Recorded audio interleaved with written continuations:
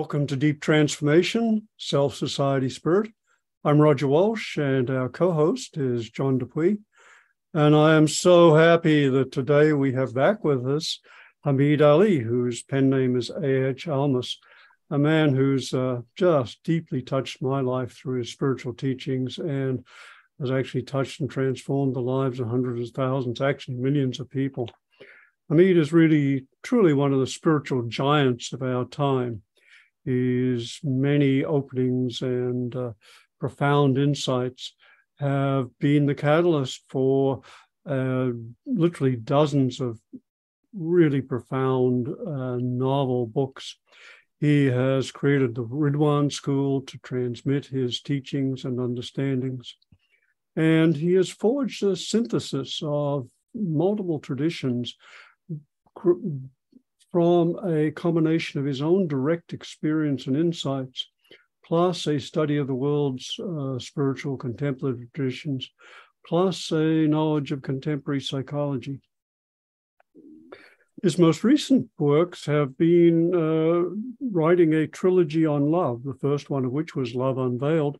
And most recently, he released the second volume, Nondual Love, a very important topic, given the superficiality of our culture's understanding of love.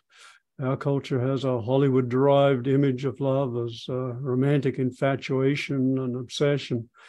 And yet, throughout history, there has been a recognition and exploration of far more profound, encompassing, radical, and transformative kinds of love, truly profound spiritual loves.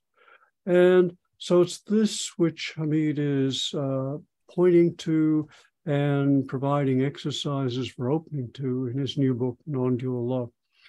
Hameed, welcome, and perhaps you could begin by saying something about the nature of this non-dual love your book is about and you're pointing us to.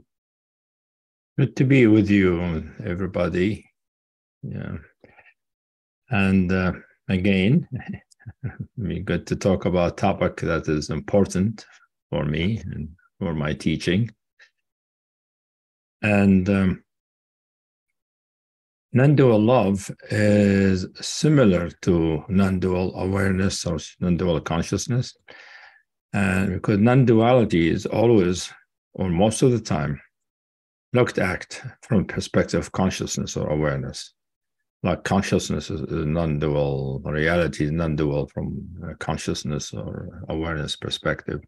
You rarely hear about it in terms of love, which is the goodness inherent in our spiritual nature. So non-dual love is similar in the sense it is unbounded, universal, and is the nature of everything. However, it is pure goodness, pure love, sweetness, delicacy, and intimacy, and light-hearted joyfulness.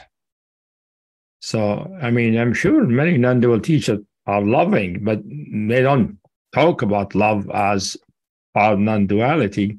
So in this book, I made the non-dual be significant in non-duality because really non-duality without heart is dry and not attractive to most people. You know, most people, well, don't care about constant awareness, but love, everybody wants love, to be loved, or love, all of that. But here, love takes it to more spiritual height, to the depth of love. So my previous book, I talk about love in general, but here I talk about non-dual love, which is when you experience love as not only emotion or feeling in your heart, not only as a nectary presence in your heart, but as a light that pervades everything. But the light is almost somewhat liquefied and has a sweetness like a nectar. And it fills the heart, fills the room, fills everywhere. And we feel it as really potential for all beings. And it is the ground of reality, similar to the way awareness or consciousness or presence is, because it is one of the dimensions of the ultimate ground. And here appearing as the true goodness. Like I remember studying Plato, they talk about his Platonic ideas. The main idea is the good. He called the good as the source of all other Platonic kitabs, and you wonder why. What is the good? The good is what a human being good is almost synonymous with love. Somebody can't be good to you if they're not loving. To be good to somebody means to be loving, to be attentive in a way that's good for them. And that's what love is. Is not only I'm feeling good and happy, but naturally I want the others to feel that way too, good and happy. Not just liberated and free, but feeling happy and fulfilled. If I start weeping any of these points, it's just for joy, gratitude. So don't mind me. And I'll just say that my first experience of God was I was 11 years old, and I was in my bedroom reading the New Testament. Just discovered the New Testament, and this powerful experience of God is love and God is everywhere, and it just blew my socks off. And it shaped the whole direction of my life. And I've often said I'm God haunted, but to hear the affirmation in your work and reading this book of my initial experience that was so powerful for the young boy it's unspeakably beautiful and deeply appreciated. Thank you. Yeah, so I'm good to hear that. And I think people have those kind of experiences opening. And when you experience the love, that God is love is everywhere. What was it exactly that you experienced was everywhere? That's a great, just this pervasive godness love was. What is it? Does it have a color, shape, texture, or anything? Just recognition. Warmthness, relief, joy in my heart. Mm-hmm. Yeah. Sounds good. Yeah. Sounds wonderful. Yeah. I think that's one way it happens. And in the book, I do connect it with divinity, with God and God love. And I call it actually the usual name for the Nondual love in this teaching is divine love. Yeah. I call it divine love, differentiating it from other kind of loves. Partly because it is pervasive, not one person's love, but the love of reality itself, and completely pure, has no self, no self-interest, no self, reference, and its purity and its selflessness make me call it divine.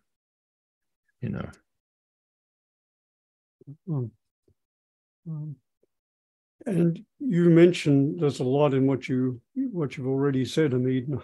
Several threads I'd like to come back to, but one of them was the inherent benevolence of this love. And you have a line in your book that says that this love reveals the fundamental benevolence of reality. And that's quite a statement. I remember Einstein saying that one of the most important questions was, is the universe benevolent? Well, you have an answer. Yes.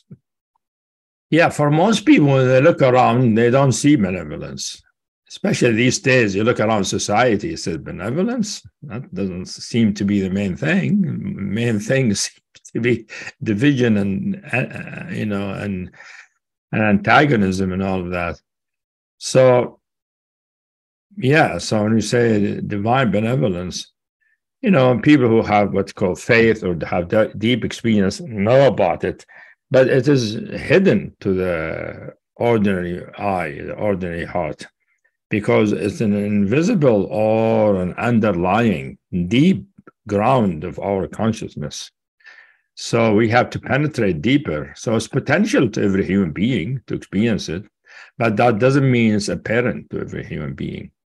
But it is benevolence in the sense, the way I look at it, Roger, is that without love, there will be no reason for the universe to exist.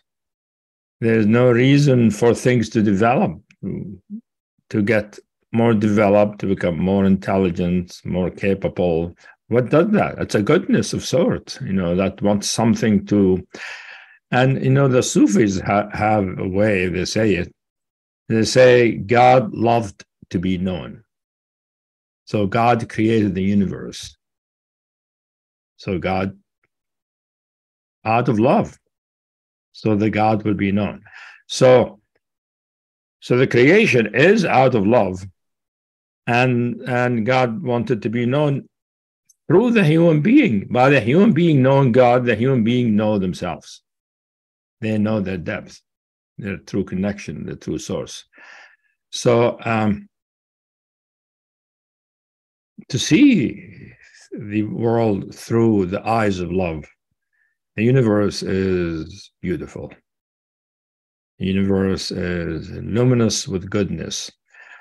But you have to see it with the eye of love. Most people do not, and don't have the capacity. They have potential, but they don't have it doesn't need, either, like John said, something happened when he was a kid. He was really curious. So the child is open. They can have those kind of possible opening. Some people have it but it usually takes a lot of practice, like the Sufis and the Christians do. Spend most of their life working on through prayer and all kind of methodology to approach God through love. Like Rumi writes all the time about love, and God and love are inseparable for him, and also the universe is inseparable from that love. But the thing about it is, the reason I asked John that question, Roger, that Rumi wrote a lot about love, as you know. So did most poetry is about love. As you know, most songs in our culture are about love. Most novels are about love. I mean, human beings are preoccupied with love because they really need it from the time we're babies. Without love, we can't survive. However, I rarely find in the literature a true description of what love is like. What does it feel like? What is it? What is this love? It's true, it's goodness, it's benevolence, it's happy and all that. But I see that the outer expressions of it, not the very substance of it, the very beingness of it. So this book tried to get into both the expression of it, when I described, but also the very beingness of it. What's that feel like to be it, to feel it? And that is part of the contribution of this book. And I partly put it there because I don't find it in literature much. That, phenomenological, experiential description or presentation of what's love, what's this medium of love feels like, what's it made out of. And Hameed, one of the things you said that really touched me, because you can have an experience of love, such as sexual love, that can be ecstatic and wonderful, but it can be totally selfish, just to feel great in that moment. But what you talk about is the benevolence that comes out of this love. And without that, without this love and without the benevolence, it's pretty pointless. Life and all our practices and all the stuff we're doing, if it doesn't essentially come down to that some level. Yeah, you see, So love appears in many ways. One of them is romantic love, as you said, or sexual love, or friendly love, family love, all of that. These are the individual expression of love that I focused on in my previous book, Love Unveiled. Different kind of passionate love, or love of connection, love of appreciation. So even sexual love, even though it is self-seeking, wanting gratification, for somebody who is awakened, sexual love too becomes benevolence. Become what's called so sexuality become pure tantra, pure sexual tantra, which means the practice of sexual encounter is to bring out more of this love, the goodness of love. So it's not just gratification; it's really the going deeper into the realm of the spirit. So sexuality is one way. I mean, sexuality has pleasure, has goodness, attraction, all of that. That love gives it. However, most human beings don't recognize that. They just recognize the gratification. Just get it on, finish. But that's not. It can't go further. But at the beginning, at least, people like each other, fall in love, they have sex, they get babies. The human race can, So love does do that. It's a limited way that love expression is, but it is still useful for life, But it can go further if the human beings who are experiencing it are open to that potential. Hameed, you've implied several times that there are degrees to which we can experience and open to and apprehend love. And I wonder, and you point out in your book a series of spiritual openings, stages of openings to love, and perhaps you could say something about those. Yeah. So first of all, people start with what they know as about love. Everybody uses the word love, and most people believe they know what love is because they either felt loved or feel they want love, or sometimes they feel they love somebody, they love their father, their mother, their kids, their partner. And in some sense they do. However, upon deeper reflection, that is really the outer expression, more the reflection of spiritual love and the emotional level. So some people who are loving, love their partner or kid, it is for their good. They want their good. It has some of the elements of true love in it. Has some kind of selflessness, but it tends to be limited, and it's not fully, manifest. However, the other stage, when we feel that love, we really feel our heart full of something. Our consciousness full of some kind of consciousness, medium, some kind of almost nectar they could almost drink, but it has a softness, has a sweet, you taste the sweetness. So that requires the inner taste. Like taste, for instance, when they say somebody is sweet, say, oh, this person is sweet. What do you mean? They don't mean if you lick them, they're sweet. They express themselves in some kind of way. They hold themselves. But that has something to do with love, but indirectly. Because love, when we experience it, we can actually taste it, has a taste. And the taste is almost on your tongue. Like when I taste it in my tongue, but it goes all the way to the heart. Like the heart is really the tasting organ. According to the Sufis, the main organ, spiritual organ, is taste. And the heart tastes, when it tastes love, it tastes like a heavenly sweetness. Beautiful sweetness that not like eating a dessert, which is a different kind. People like dessert, a different kind of sweetness that they like one kind or another. This is sort of unearthly kind of sweetness that it's hard to find equivalent to it on earth, but it sort of opens the heart, open the consciousness, things expand and open and relax.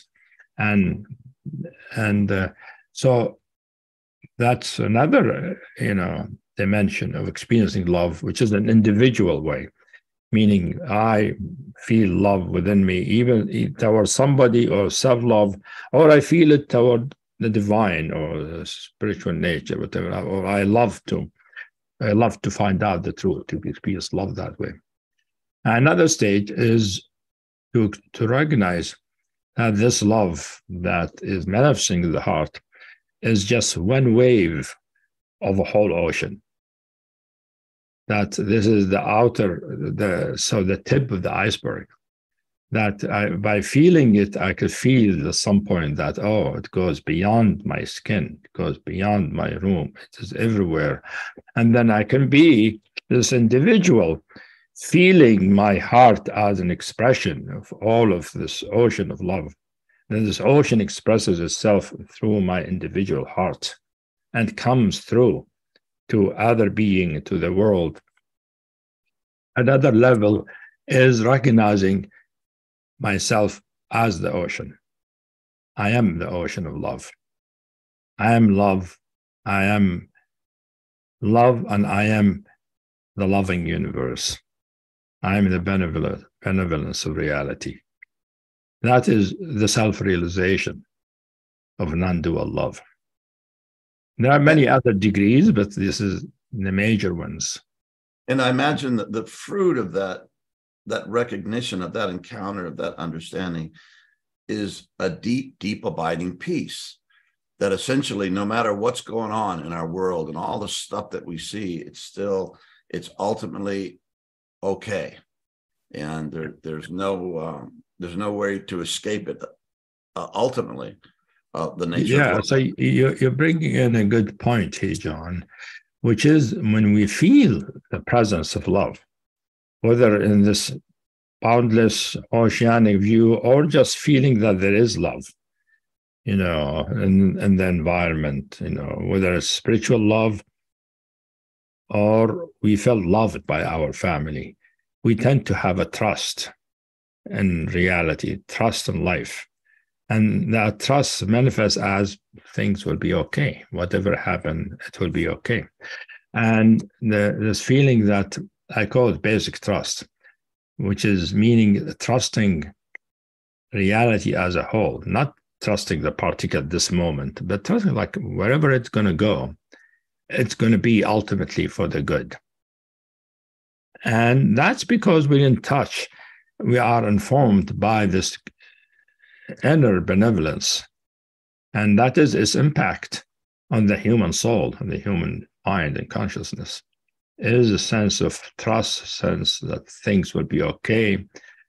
And which is something lacking in the world these days. Most people don't know, because many people have strayed far away from that, ground of love, and we're more into self-protection and reaction, all of that. And we're more self-centered. So the more self-centered, less we're in touch with that inner benevolence that makes us feel it's okay. It's okay if the other person don't agree with me. They're just another. But now, the way people feel it, if the person doesn't agree with me, I hate them. Well, love manifests itself in so many ways and varieties. And so, so I agree with you that we need to be in touch, somehow touched by love or aware of its presence as something that is there holding us. I call it the experience of being held lovingly.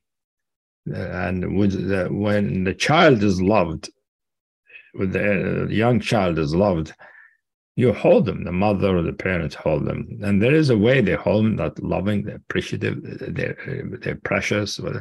And that goes along with the sense of connecting them with the whole being is held by something deeper, something more profound, which is a benevolent love.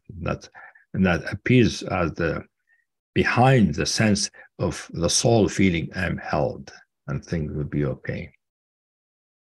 And Hameed, one of your unique contributions is that you link this basic trust and the capacity for opening to non-dual love to early childhood experience, and specifically through the School of Object Relations. And so perhaps you could talk about that interface. You see, the way I see it,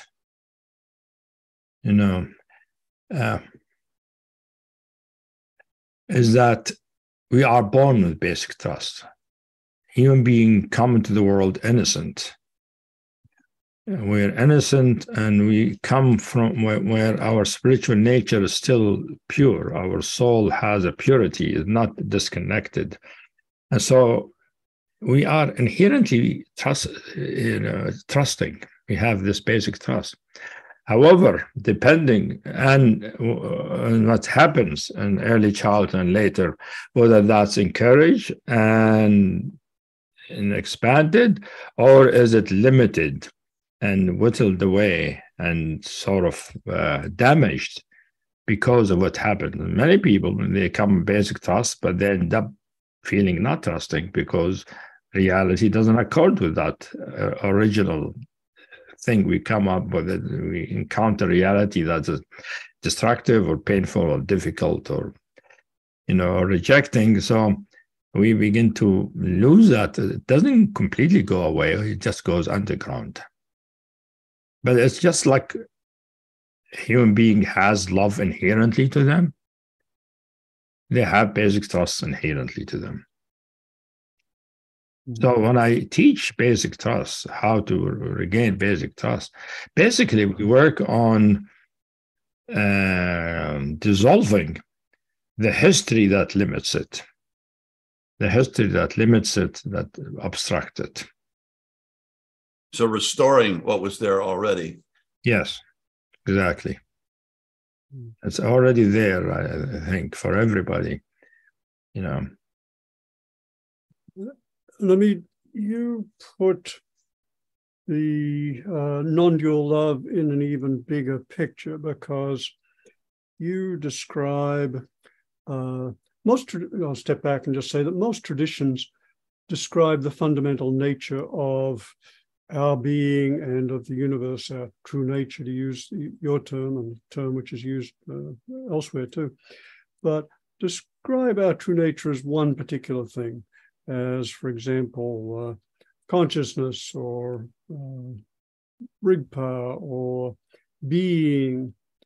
But you actually suggest that our fundamental nature and the nature of everything can be experienced in different ways. And you lay out 5 of these, I think: divine love as presence, awareness, emptiness, change or dynamism. This isn't something one sees often, as I understand different traditions. So love to hear you speak to the multifaceted multifaceted nature of our experience of true nature. Yeah, I think it's a great question. A question that many people don't entertain, doesn't occur to them, because they adhere to one teaching or another. And each teaching they have what they call the ultimate. The ultimate is empty awareness. The ultimate is Satchitananda, consciousness and bliss. The ultimate is, consciousness or stillness or whatever. So that one of my favorite thing I did in the past is to sort of did a talk or article about how many ultimates are there. Because each teaching says this is the ultimate, but they're not the same. They're not talking about the same thing. It's not like they talk about the same thing in a different language. No, they're actually talking about a different thing. And I know it because I explored those teachings and I experienced their ultimates. And they are really different.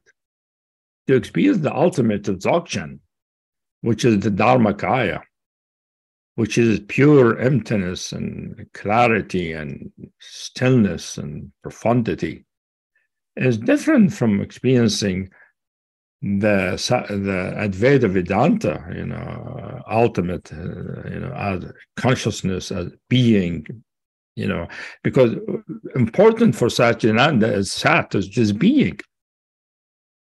But for the Buddhists, it's non-being. The emptiness is fundamental. Things don't really exist. So which one is ultimate? So I experience both, and both seem to be valid. So our spiritual nature can manifest itself in those ways, and many other ways, you see. For the Sufis, it is love, for instance. And Christianity, frequently, some of the mystics equate God with love, and even some of the Hindu tradition actually go toward love, the bhakti kind, the divine and love are inseparable. So I like the topic of the fact that there are many ultimates. See, that each one is really, it's not wrong. The Buddha, the Dzogchen is not wrong. Advaita Vedanta is not wrong. They're correct, except it's just that is the ultimate for that teaching, for that view of reality, which is wonderful view, complete enough for realization, liberation, all of that. Somebody who's in that teaching, they don't need to know anything else. However, I happen not to be one of those things. I studied them, but I didn't follow any one of them exclusively. So because of that, I didn't know. I was surprised. I kept being thrown from one to the other. And then I found out after a while, I asked myself, well, which was more ultimate for? There was a time when I was in a quandary. I was trying to determine for myself, which one is it really? Until I finally got further revelation that showed, no, they're all true. Hameed, and one of the ways that can manifest this ultimate as pure benevolent love. I was going to say, in one of your earlier books, you talked just about what you were talking about now. And I found it amazingly liberating. And I do have my own kind of ultimate experience, and it's not quite some of the other things. So instead of judging myself or judge, mine's better than theirs and all this stuff, it's like it helps us actually to love more deeply all the different paths and give them respect. And it's just like that. I don't know why. I don't know if anybody said that before. It sounds kind of Sufi-ish in spirit, but I've never heard anybody say it as beautifully and clearly as you put across. And it's very liberating. Yeah, the ultimate can be love because it is true. It is love has beingness to it, has consciousness to it. I mean, it's not like in contradiction to the other. There is its presence. It's conscious of itself, knows itself, and consciousness itself. It is awareness. It has all of these implicit in it, but also has this sense of abundance, sense of giving, sense of benevolence, sense of beautiful radiance. I mean, you see the Dzogchen teacher, you can tell they're loving. I mean, if you've seen videos or met Dilgo Khyentse Rinpoche, it's hard to say he's not loving. He's full of heart, but he doesn't talk about love in his teaching. You see, because it's not part of the teaching. You see, but love is really in all tradition. Somebody's really realized their heart opens and they're full of love. It's unavoidable. Is love is just inherent to the consciousness or to the fundamental nature. And when we are free, when we don't have obstructions, the way it manifests is the heart opens and love emerges. And the one is loving anyway, whether they see love as basic or not. And it seems that different practices are effectively different epistemological tools or technologies. They enact or open or make manifest different facets of true nature. Does that resonate? Yeah, well, because each tradition has their own practices. First, they have their view, their perspective about reality already there. And then they have practices that try to make this view experience, right? And of course, it leads to the ultimate in that view. And so the practices are oriented that way. And sometimes they work, frequently they work, and they do manifest. And I think also the individuals who become realized of those traditions, it's not like they don't experience other things. They do experience them, but I think their view in their mind is that their thing is the truth. The other thing that arises is an occasional thing that happens. That's my guess, because I can't imagine somebody like, Dilgo Kanza didn't experience everything as love. He must have. But in his mind, awareness is more fundamental. Empty awareness is more fundamental. And that's what the teachings say. That's what his teachers say. And he does experience it that way. So, but for a Sufi, love is sort of what makes everything ticks. It's what makes everything happens, you see. And in your description here in this book of Non-Dual Love, but in more detail elsewhere, you describe 5 kind of fundamental aspects or facets of true nature. I mentioned them, but to list them again, in this book you list divine love, presence, awareness, emptiness, and change or dynamism. Yeah. I'm not clear on the difference between presence and awareness. Presence has a sense of beingness, as a fullness of being. That's like presence is the presence of what I am. So presence has a fullness, has a beingness, although it's similar to awareness in the sense that it's colorless, transparent, and has awareness and has knowing to it, right? But it has a fullness, and part of its knowingness is the knowing of its being. Awareness is knowing of its non-being. They both have knowing, but awareness tend to be more not as substantial, more very subtle and very sort of fine, and the word is more like it's not substantial at all. It's ephemeral, and that's why the world, from perspective of awareness, appear as phantasmagoric, like everything appears as sort of pictures, called appearance. Everything is an appearance, like a picture of or a vision of a form, but the form is really all empty. While in presence, all the forms are full of their beingness, of their existence. So existence in the presence level is similar. I think the Advaita Vedanta focus on presence and beingness, although they don't call it consciousness, but they do say it has being. That's it. But the being the presence can be more or less dominant than just the consciousness. Some people, some non-dual teachers experience consciousness. When you say, what is conscious itself? What is that? They don't get it yet. It is presence. They say it's being.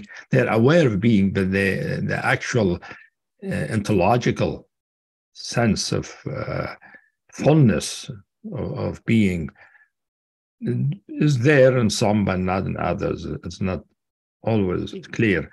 But so presence, I have that dimension of pure presence. For me, that's how I first learned. First, I learned about divine love, and then arose pure presence, and it was filled the whole universe. Everything made out of that, and me walking around and I am fullness. Everything around me is pure fullness and beingness and true existence, and it's a beautiful, condition to be in. It's like the fullness and richness of reality. So I don't, adhere to the Buddhist thing that emptiness, you should know about emptiness and that will liberate you. I think it's true. Reality can be experienced as fundamentally empty, but also can be experienced also as fundamentally full and fullness of being. But it's not being in the mental sense of existence. It's a more felt, more immediate sense of recognition of being, recognizing itself as being, which emphasizes some teaching, like the Christianity and other places. So, yeah, and so the 5 dimension I mentioned is because the way it occurs in this teaching, but I also see it as appearing in different traditions. Some emphasize one more than the other. I think everybody has them all, but what is emphasized in the teaching, what is conceptualized, is one of them usually. And the dynamism, the creative dynamism, is the dimension that shows how things happen, how things change. Because when you say everything is one, right, or non-dual, it doesn't explain how come things move around. What make them move around, what make things develop and change. It doesn't explain that.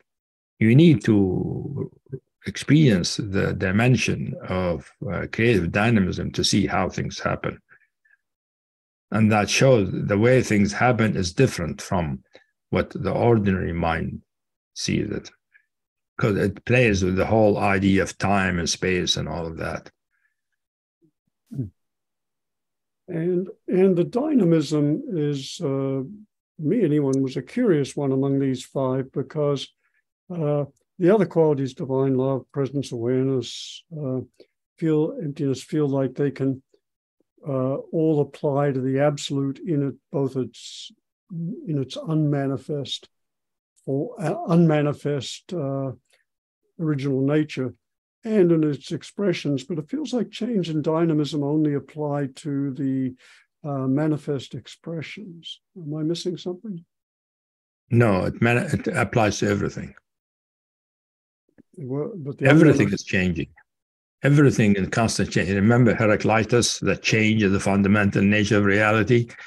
He was onto something. I would agree, but yeah, these are manifestations. How about the unmanifest? Well, when you say unmanifest, so are you saying the unmanifest is presence, or is it emptiness, or is it what is that? When you mind? Let's go with, say, the pick one out of the box. Say the Vedantic Brahman, whose by definition is unmoving, unchanging, etc. Yeah, but then they say it is Satchitananda, which is, the same people. They say it's unmoving, whatever, but they say it's Satchitananda. And then, I mean, in my teaching, I talk about the absolute dimension, which is the dimension that clarifies emptiness. I call that the unmanifest. And from that arises everything. Everything arises out of nothing. And what makes it arise is that this stillness ground has in it a dynamic quality that comes out of it that manifests awareness and manifests what awareness is aware of. It's as if in constant change. Deep stillness and emptiness is very pregnant at the same time. It's just ready to manifest into, I don't know, another universe or another person or another thing. And my experience touching into that, somehow everything's created from that mystery that I'm having a hard time putting into words right now. Yeah, it is true. But you see the thing about a little tricky to talk about the unmanifest, like, Ramana Maharshi or other talk about the unmanifest Brahman, but they're experiencing it and they describe it. how can it be unmanifest if it is manifesting in their experience? So what's called unmanifest, it's just relatively speaking to other dimensions. It is in the source of other dimensions. It is the source of love, awareness, presence, creative dynamism. In that sense, but it's not truly 100% unmanifest. There is a reality that is truly unmanifest, and that is not the Brahman.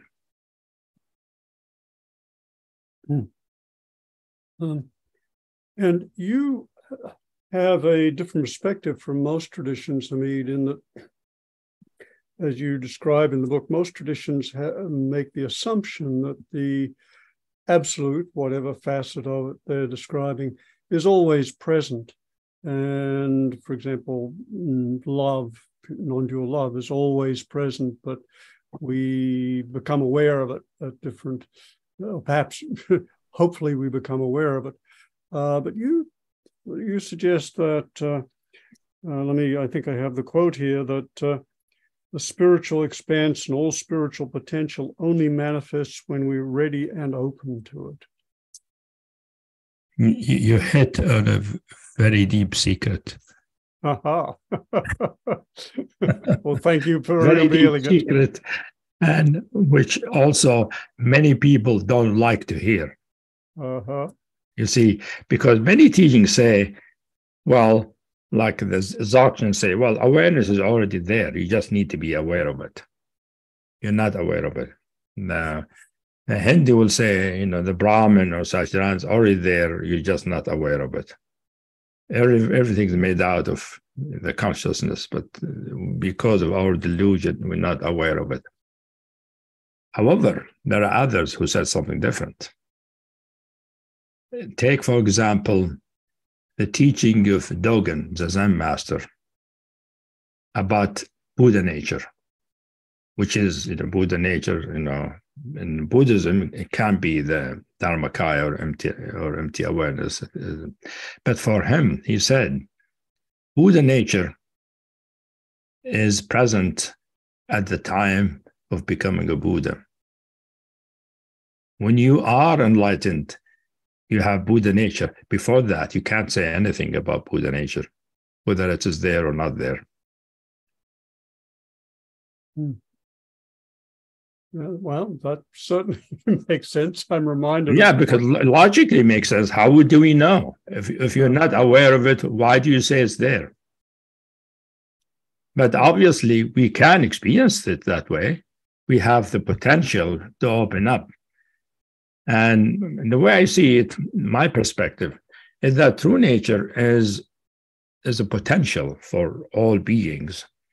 And it doesn't have to be always manifesting in you. Otherwise, how many things are manifesting?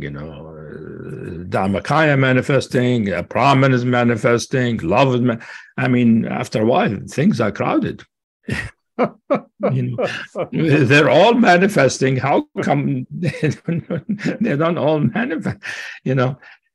I think it's easier, or simpler, or makes more sense to say there are potential and they will manifest to the one who experiences it, who's open to it. Because who knows about it except the one who experiences it?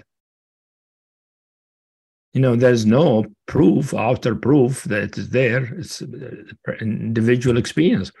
No ultimate is experienced except by an individual being. If you notice, ultimate being never comes by itself and appears in the sky. It's always comes experience of somebody. So the human being or the being is always important for ultimate nature to show itself, call it ultimate or true nature, showing itself, or us experiencing it. Showing itself or us experiencing it are really the same thing, experientially speaking. So the way I see it is that it is inherent potential for all of us.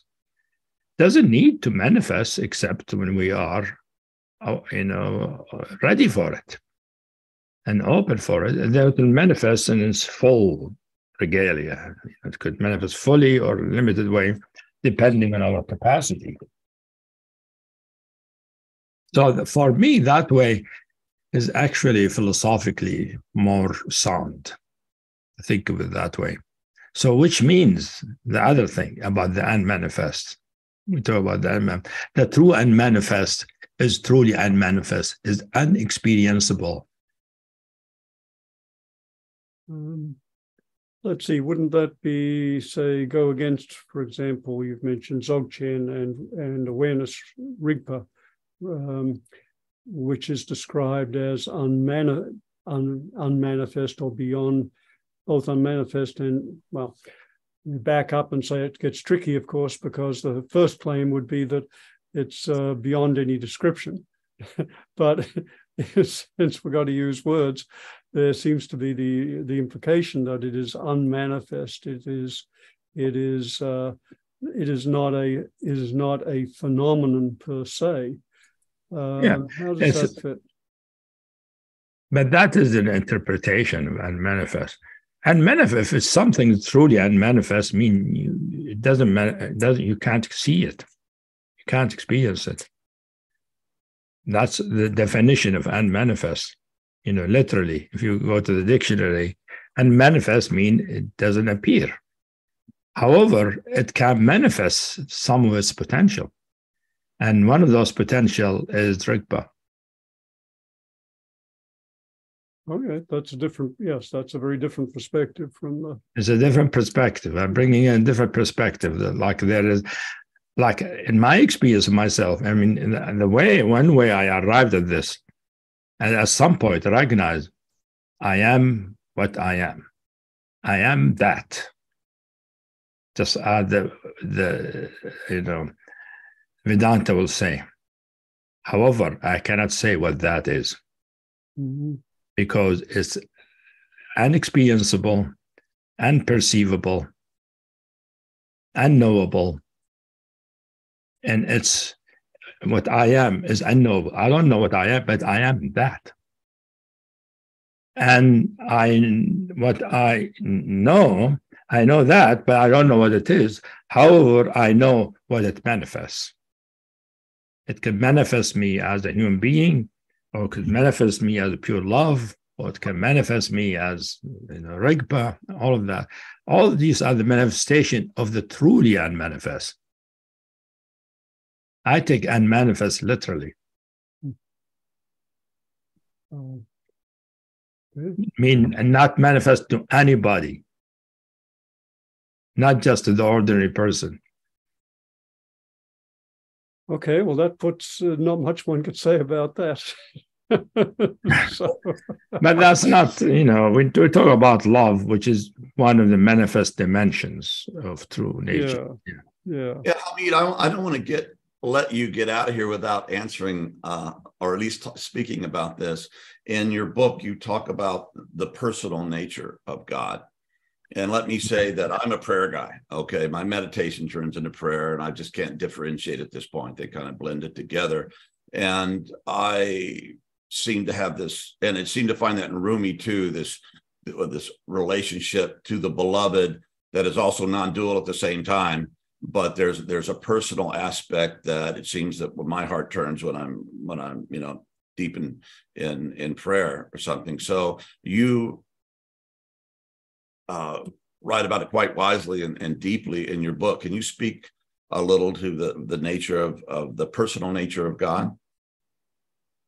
Yeah, most of or almost all of the devotional practices and teachings, they use prayer or chanting, a way of dialoguing with the divine, right? And they experience the divine as responding to them.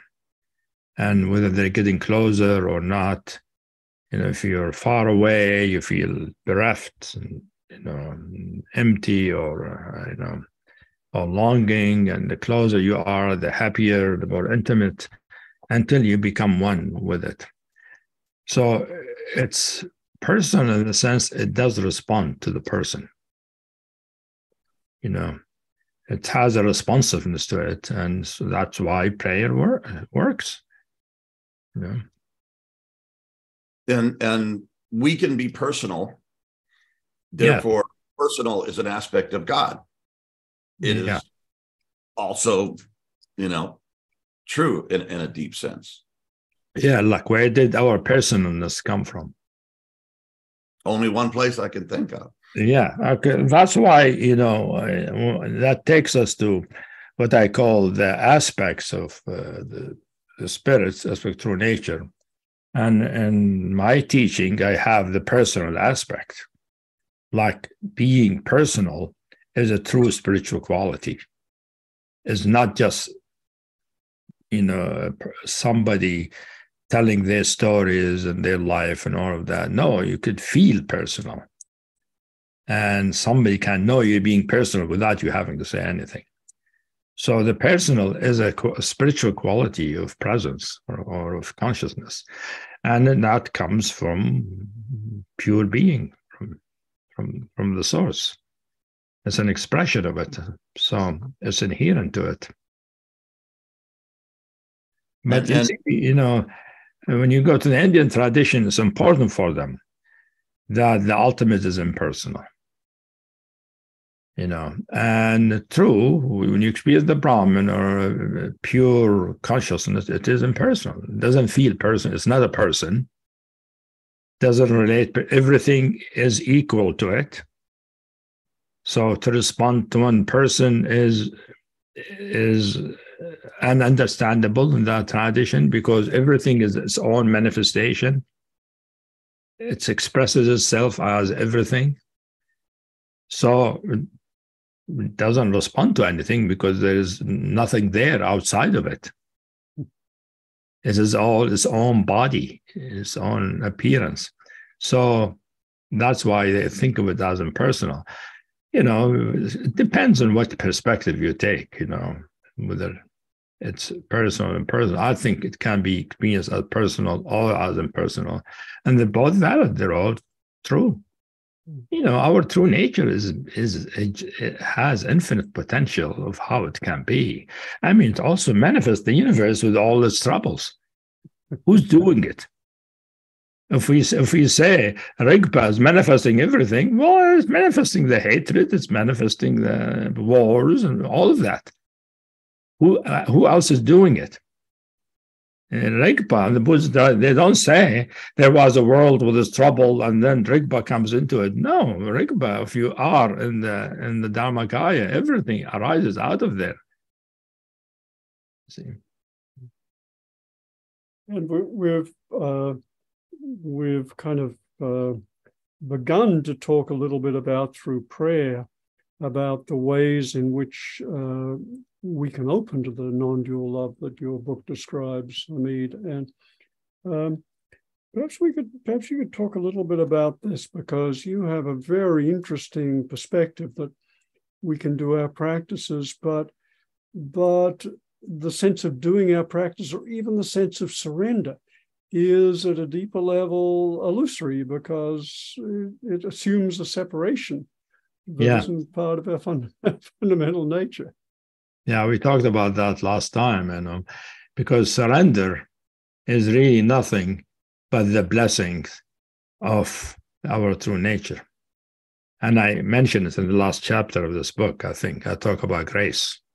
Yes. That surrender is the action of grace, really. And grace is nothing but the function of love. Yes, and you suggest that, and I'm partly quoting here, that the feeling of surrender is a necessary but transitional phase. We offer ourselves, surrender to love, the divine, and yet we're required at a certain stage to recognize that, in point of fact, it's not us doing the surrendering. It's non-dual love expressing itself in that way. Yeah, it's melting us melting our will and our choice and all of that. And so we feel that as a letting go, as a surrender. And it's okay. I mean, that's one way we can experience things that, we are holding on or we're trying. And then at some point we recognize it doesn't work, we can't do it. And when we recognize our true helplessness, that's how I first encountered it, recognizing my true helplessness, I can't do it. I'm always on my way. When I recognized that completely, something stopped. And then there is a downpour of grace that melted everything. Melted me, melted my mind, melted my body. Everything became pure like honey. And that seems to be the divine expression of love toward us as individuals. Because when you get down to it, you can't do it, no matter how disciplined, no matter good your practice, all these things.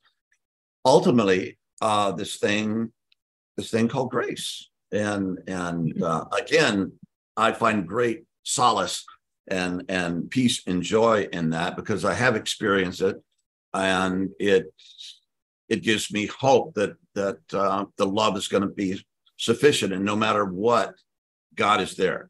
Yeah, and deep prayers really embody that. And Hameed, I'd love to go deeper into this question of surrender and practicing in order to awaken.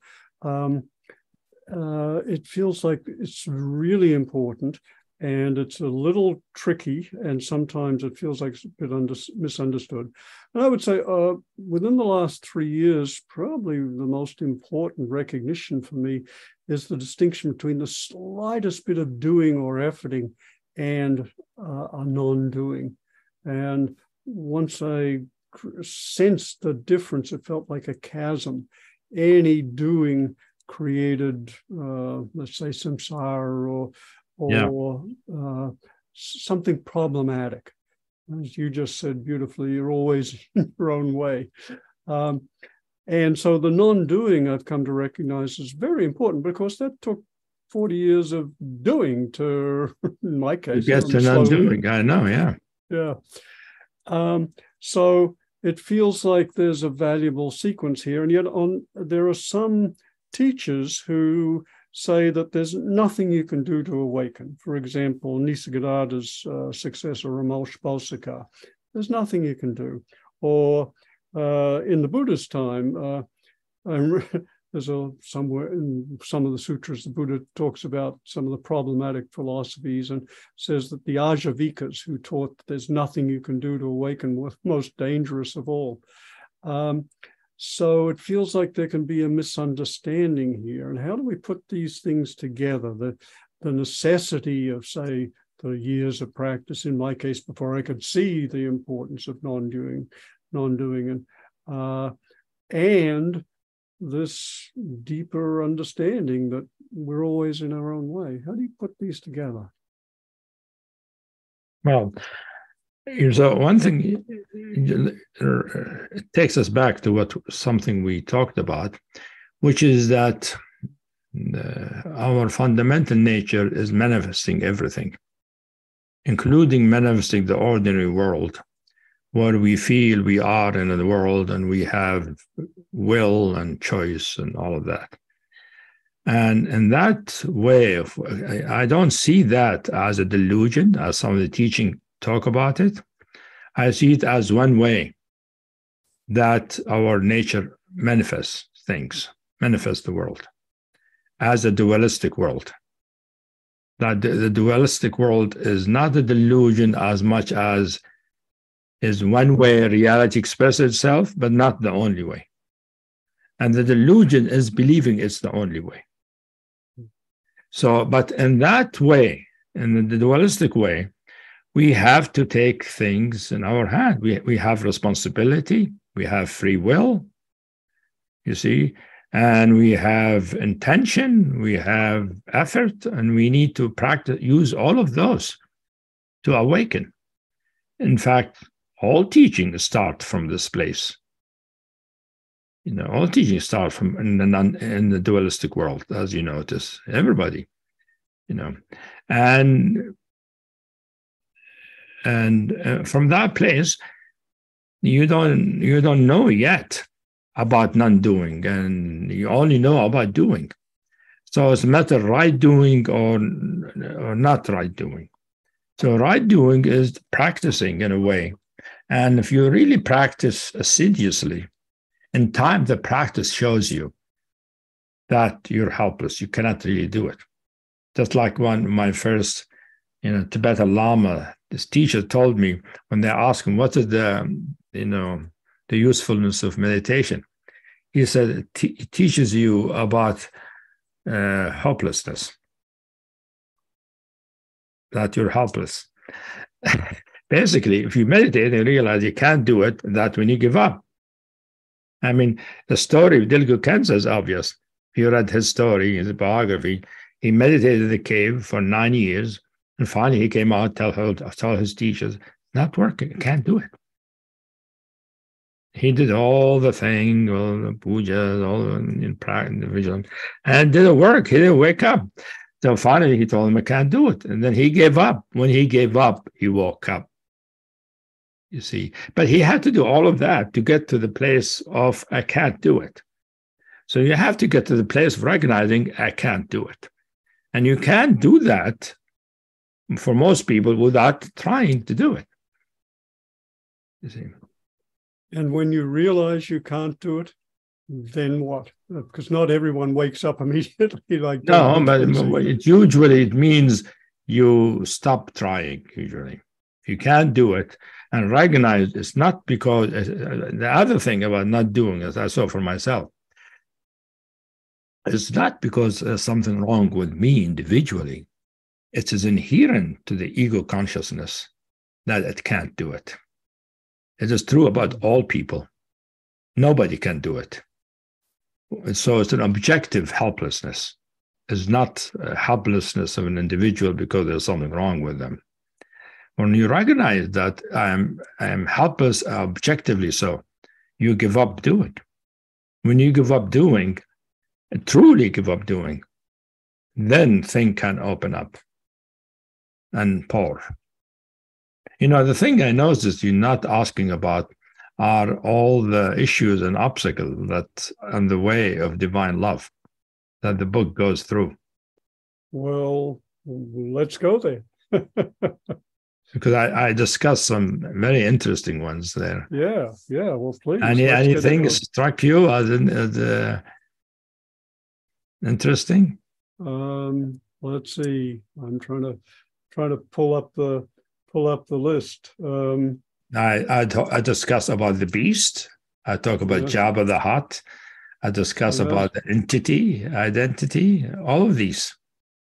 Well, let's see. The one which comes up, I think, is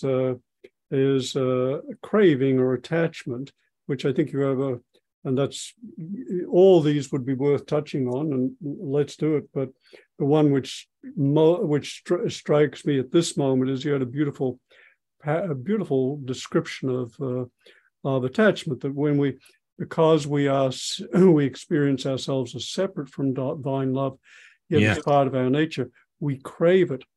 Yeah. And yet we don't recognize what we're truly craving. And so we settle for substitute gratifications, as Ken would call them. And you make the beautiful point of that those substitute gratifications are never finally fulfilling. There's always a frustration at the heart of our experience when we go into when we try to obtain gratification through substitutes. Right, as I put it, you can never get enough of what you don't really want.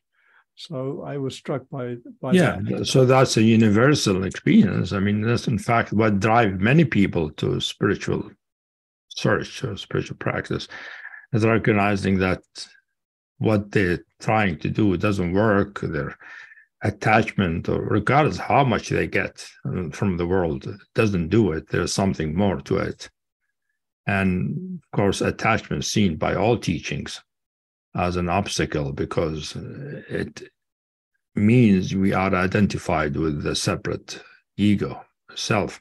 And the separate ego, a sense of being a separate individual, is the primary obstacle to all non-dual experience, not just non-dual love. See, all non-duality means no two, no separateness. So to experience oneself as separate, living in a world where everything is separate, there's objects and things that can bang against each other, what I call the billiard ball model.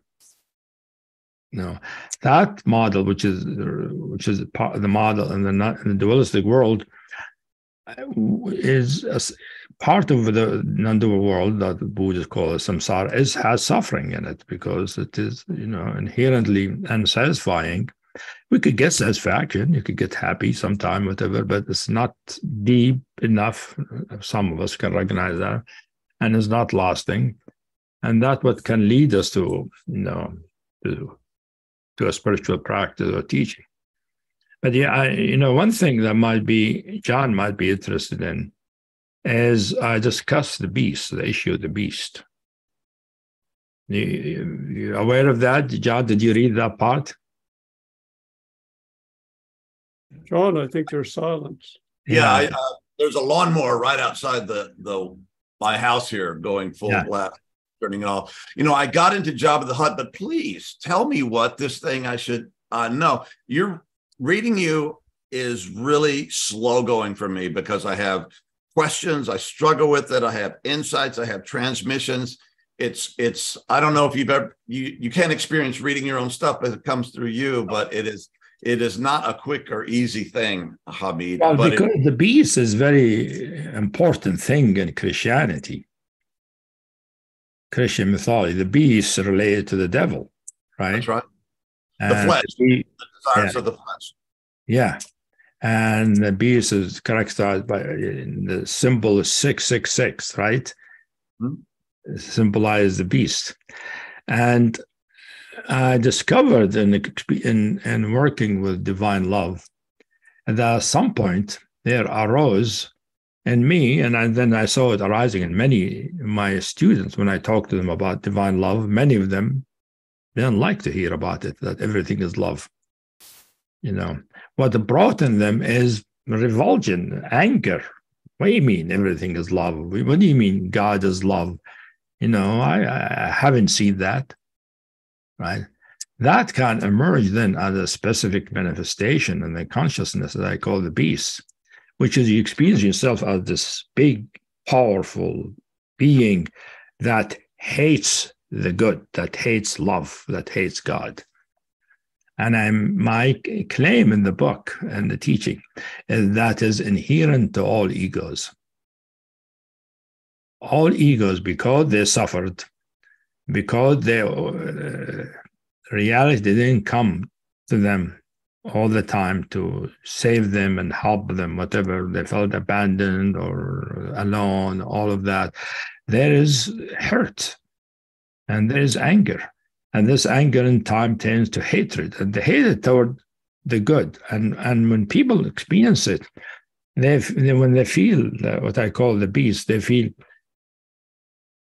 I don't believe in the good and I don't like it. I angry at it, and I find that people don't know it. They get surprised that they have it because they could be very devout Christian. They find out, I really hate God. I hate the goodness. I hate the light. And it is a hidden thing in the ego. It's very deeply hidden. And probably that's the reason why neither of you wanted to talk about it. It's deeply hidden. Most people don't know it exists, but it's deeply hidden. And it is a big obstacle because as long as some place in us, we really object to the fact that the goodness is everywhere. If we have doubt and objection, and someplace there is hurt and anger, it wasn't there, it didn't manifest for us. That it can manifest at some point in experience as being this big, huge being that's black and actually has a tail and horns, all of that. the soul appears that way, as what represented in the movies and in Christian mythology as the beast. And it's good to acknowledge it and experience it, because I think if it is there in the unconscious, this is an obstacle to true, pure, divine love. Because, if there's some place in us we object to it, we won't let it to completely be there in a permanent way. So we need to see that part in us. Everybody has that part. And we need to understand it, because it has a story. It's not really the devil and the outside devil. People talk about devil as an outside force. It's not that. It's just something in the consciousness and the soul. Certain manifestation that develops, but is somehow corresponds similar to the Christian idea of the beast, and this dark, powerful, black, negative, destructive, and want to basically destroy the good. Look around you in the world. How many people are doing that? Where is that coming from? Where is that coming from? Right. Where is that coming from? Everybody has it, but it's not everybody. It's not manifesting in everybody. So if we're really serious about us being close to the divine, to God, we need to recognize that part in us. It's very deep. It's not necessarily a big force for most people, but there's something there. When it emerges, we feel the hate, we feel the anger. But if we explore it, we realize that behind this is a history of frustration, of abandonment, of lack, of not the divine. The goodness hasn't shown up when we needed it. And as a result, we got angry and we got disappointed. Now, we need to go, when you go through that history, that, what I call the beast, transform, changes into true power of the divine. And instead of hateful power, become a good power, loving power. And it's an important issue. I spent a whole chapter maybe on it, actually, because it's very important for people to get into it. And most people have no inkling that there is such a thing in their consciousness. And does it become a matter of choice once you experience that in yourself? And I certainly have experienced that part of myself. And how do you, like, how does you tame this beast into being, as you were saying, courage and strength and power, and this ferocious warrior self in service of the benevolent, of love? I mean, it's similar to the way the Tibetans saw that there were all these wrathful, demons, whatever, and the Padmasambhava turned them into deities that help the teaching, so it can transform. But transformation is through understanding, really. In my teaching, my work, understanding its history, first welcoming it, not rejecting it, not thinking there's something wrong, but recognize that, yes, there is something in me that feels that way. And if I hold it like that and welcome it, I have the opportunity to inquire into it, to see what's it about, what's it feel like, where does it come from, what is its underlying history. And the underlying history turns out to be a lot of hurt and disconnection, while there is no goodness around. Goodness didn't show up when one is at needing for the goodness to happen. So when you say there's goodness, there's basic trust. Many people say that's how it emerges. People don't believe it because it's part in them. You see? Well, you said earlier, you said abandonment. Abandonment is a big part of it. Yeah, by the good, by the loving, by the God. Well, if that's you feel abandoned, and anyone who feels abandoned by God, basically, like every Christian priest have to deal with this, really, with that part of them to really get to true faith. Otherwise their faith has limitation, has doubt in it. Because this first can appear as doubt, then appears as aggression, then aggression against the good. That's what distinguishes, because people have hated for many reasons. If they were hurt or wronged, whatever, they end up, hate arises in the soul. But this hatred is not just about hating somebody who who did bad thing to me is hatred toward the good, hatred toward the benevolence, because it didn't show up to you for you. And that feels such an important aspect of the book and your work, Hameed, because so many teachings make clear that we don't open to the good or to reality because of our fears and phobias and anger. But I haven't seen much about an actual hatred or of the good. Yeah. Now, most people are not aware of it. And you have to really, the experience of divine love can bring it up. Because if you see love everywhere, if there is any part in you that still has an objection to it, it might be challenged and then can emerge. It seems like there's a general principle in practice that when you try to cultivate a spiritual quality, whether it's love or awareness or benevolence or compassion, you either get that experience or you get the blocks and barriers in the way to it. Exactly. And, yeah. I mean, that's why there are practices, why there is a process, why there's a path, because there are obstacles. It's not just because we haven't found it. No, there are impediments, obstacles, layers of defense. And as the Sufis say, there are thousands of veils of both darkness and light. Yeah. This is one of the veils of darkness. And I want to make sure we don't, to draw out a couple of things you said just in passing about ways of working with the beast, the hatred.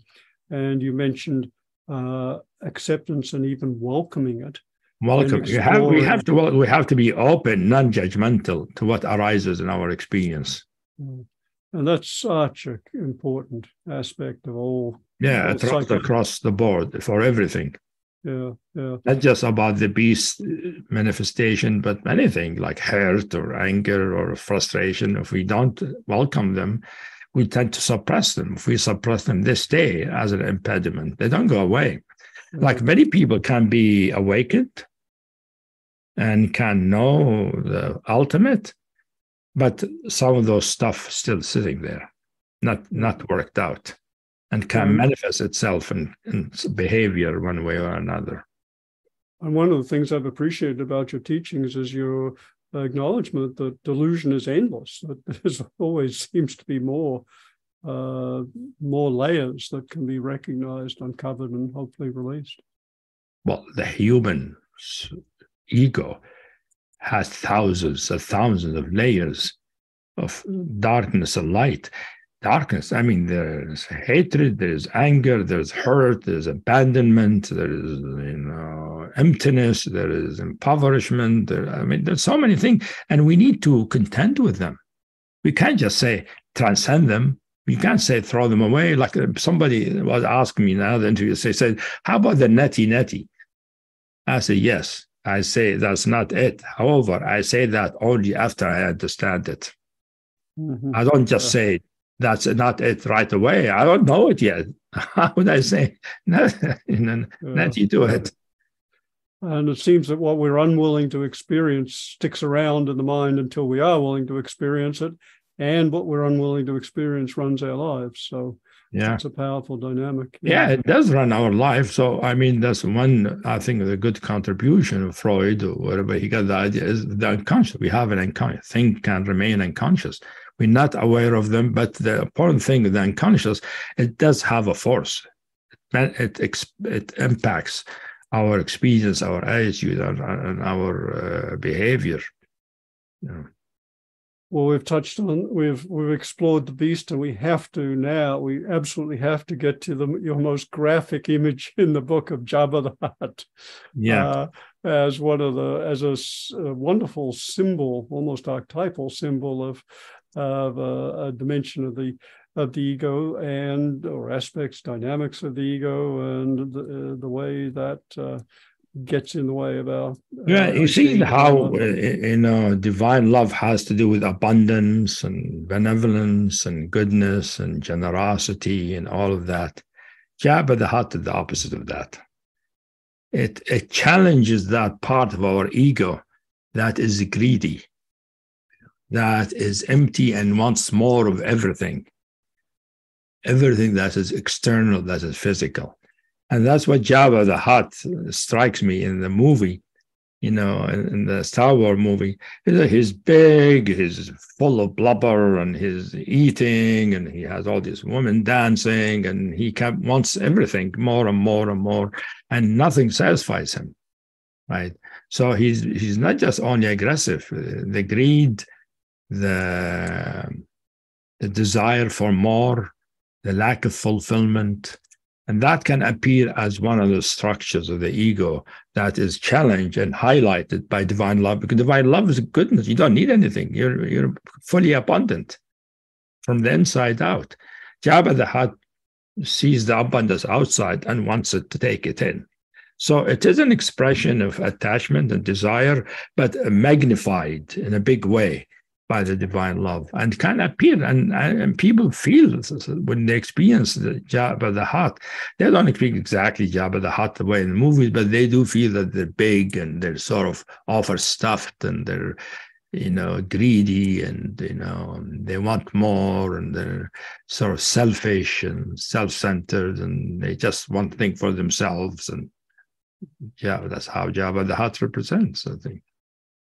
And it seems like there's an important distinction here in the causation of Jabba the Hutt and the beast, because the beast, as you describe it, this anger, rage at God and the good, is an expression of our experiences, the circumstances of our life. But it feels like Jabba the Hutt, with this insatiable greed for stimulation, is existential. It seems like that's a fundamental expression. It's because of the disconnection of the abundance of being disconnected from it, not recognizing it, that it is, I am full and abundant from within, that my nature is the source of abundance.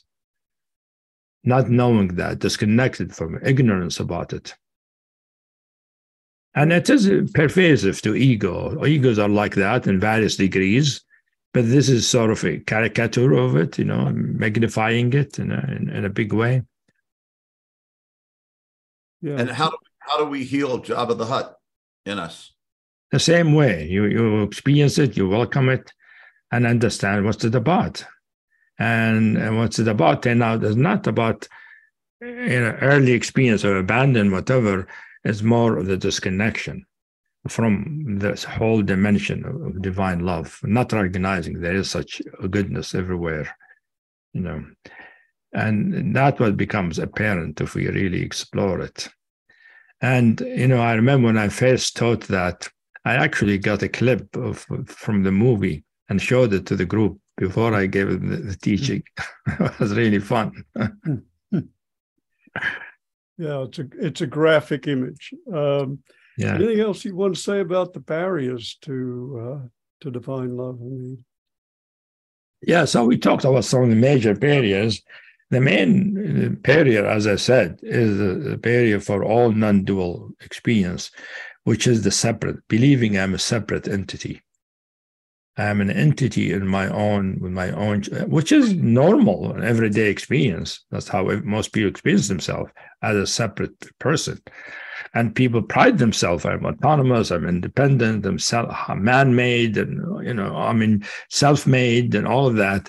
And, it's in our culture is even idealized to be the self-made, autonomous person. So separateness is ideal. So it is the ego taken to its idealized, form in the Western culture, which is, tend to be more materialistic than other cultures. So the material is, and that is, it's a difficult issue to work through because it is part of the construct of ego.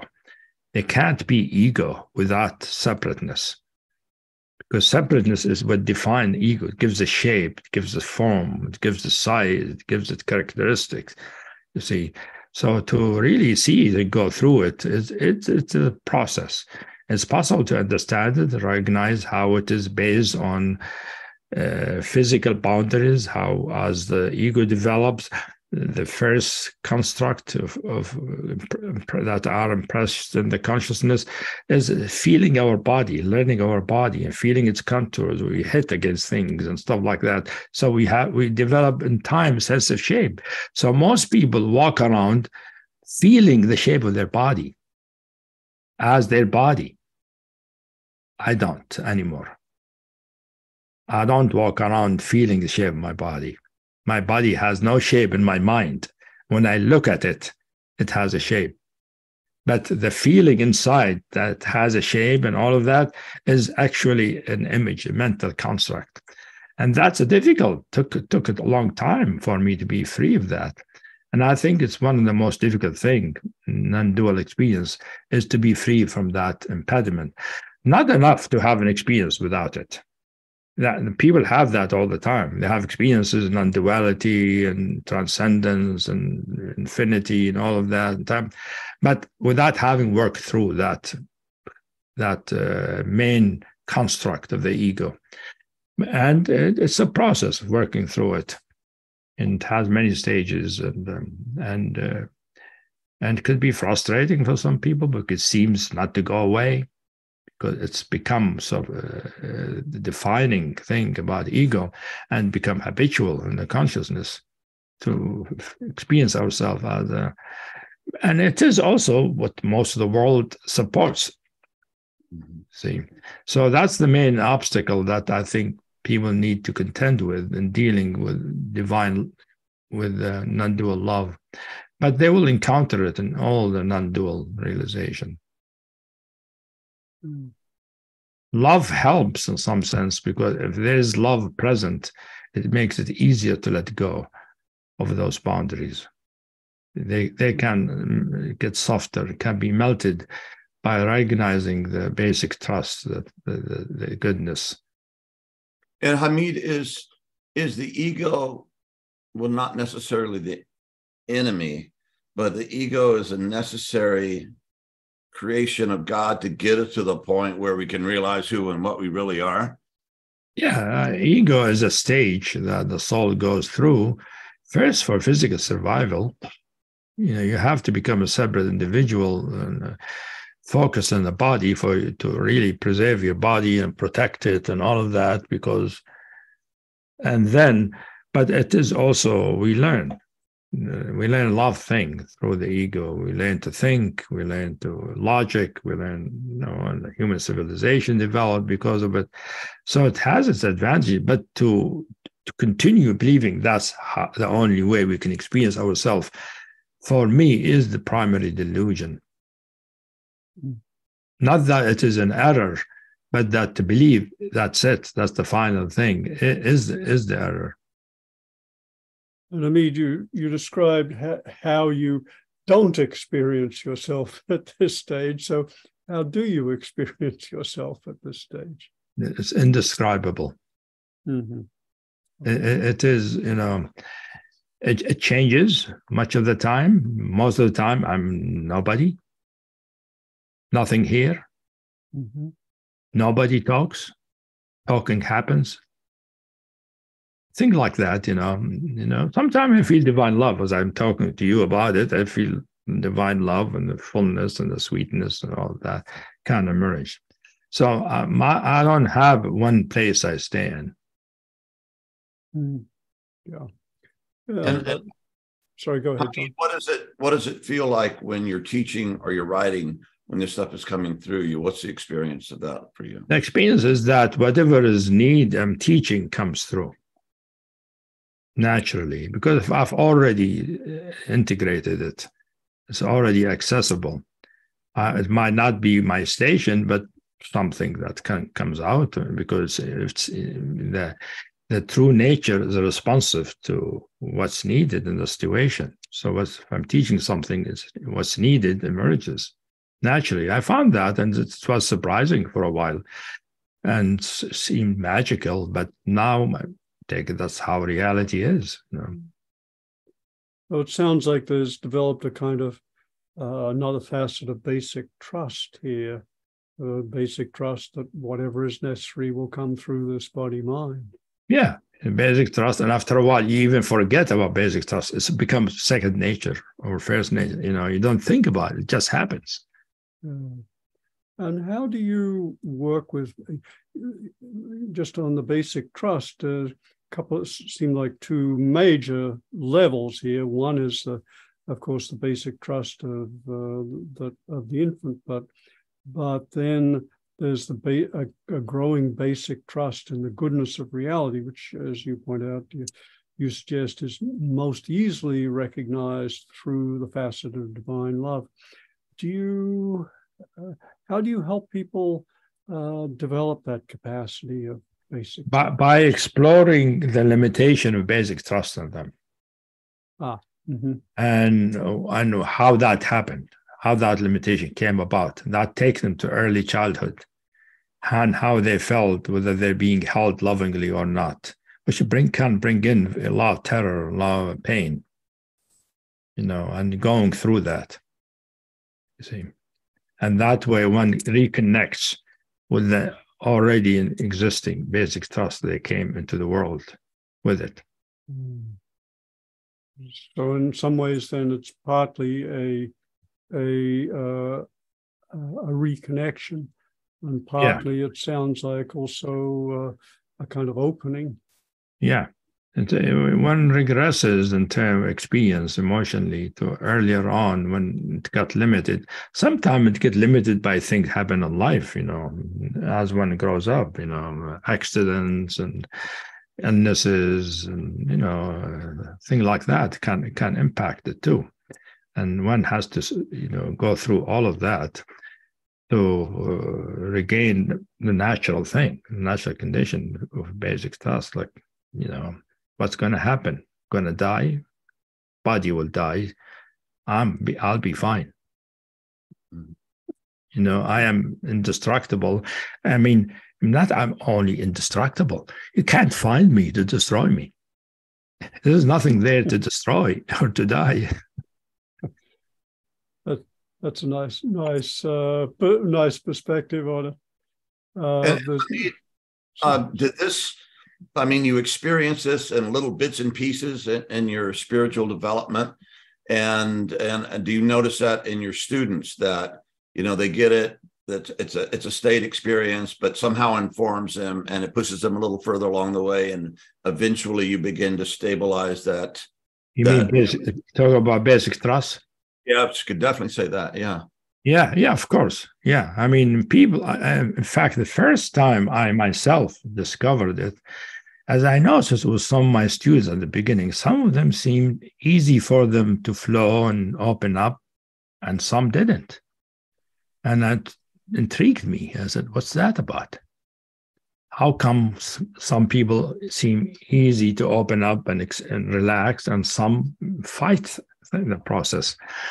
By exploring, I realized the more basic trust there is, the more one can relax and let things happen.